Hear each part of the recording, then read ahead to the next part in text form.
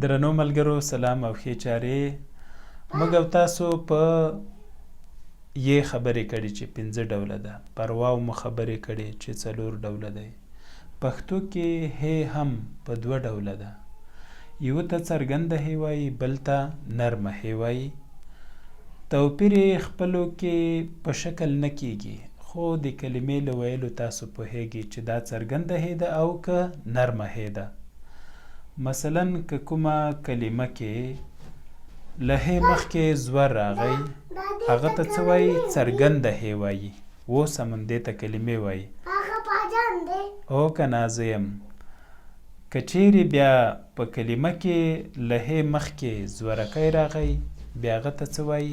نرمه هې وایي. استاد رښتین دې هې ته لویه هې او دې هې ته کوچنۍ هې هم ویلې ده. د دې دواړو هېګانو یو بل توپیر دا ده چې څرګنده هې په ښځینه نومونو کې راځي او نرمه هې سمه ده سمون نرمه هې بیا په نرینه نومونو کې راځي. ګورئ، څرګنده هې ده دا زړه ده، ګیله ده، پیاله ده. دلته له هې نه مخکې ړې د ړې باندې زوار راغلی، زړه. خو دا چې نرمه هې ده، زړه ده. له هې نه مخکې څه ده؟ زورکی ده.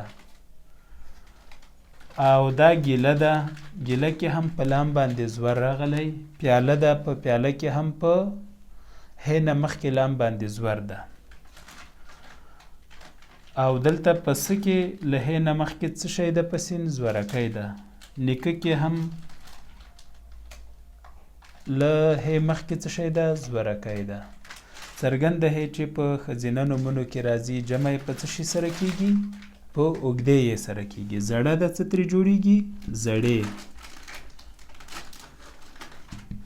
ګیله ده څه ترې جوړیږي؟ ګیلې.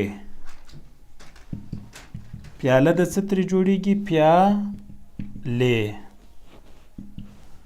خو نرمه هې چې نرینه نومونو کې راځي، بیا جمع په څه کیږي؟ ونه کیږي. زړه ده زړونه کیږي، پسونه کیږي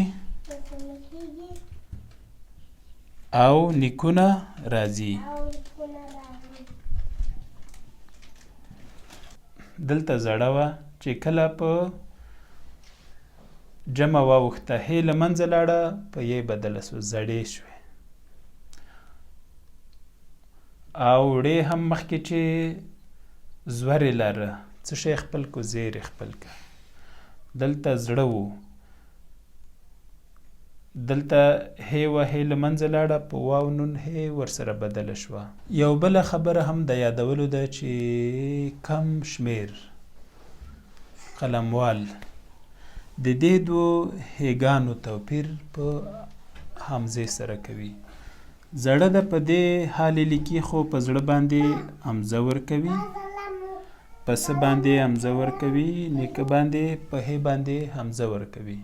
خو دا تر ډیره دود نه دی او زه خپله حمزه نه ورکوم، همداسې لیکم، ځکه له جملې ته پوهیږې چې منظور څه شی دی. او یوازې دغه هې مسله هم نه ده چې موږ په حمزه مشکل حل کړو. ځینې ځایو کې ممکن له داسې حالت سره مخ شو چې په هې باندې که حمزه ورکوم ځواب به نه راځي. بیا نورې کلمې هم دي چې د زور او زورکي مسله پکې د هغه کې به څه کوو؟ مثلا دا تلل وایي که تلل وایي. که زورکي سره یې وایي تلل شو، او که په زور سره یې وایي تلل شو. یا تل تل، که زورکي سره یې وایي بیخ ته وایي، او که زور سره یې وایي تل بیا همیشه ته وایي. سمه ده سمون زه یې پاکوم. نو هیله ده چې د دې 2 هېګانو په توپیر به پوه سوي یاست. ملګرو، پښتو زده کړه فیسبوک پاڼه در سره خوښه کړئ.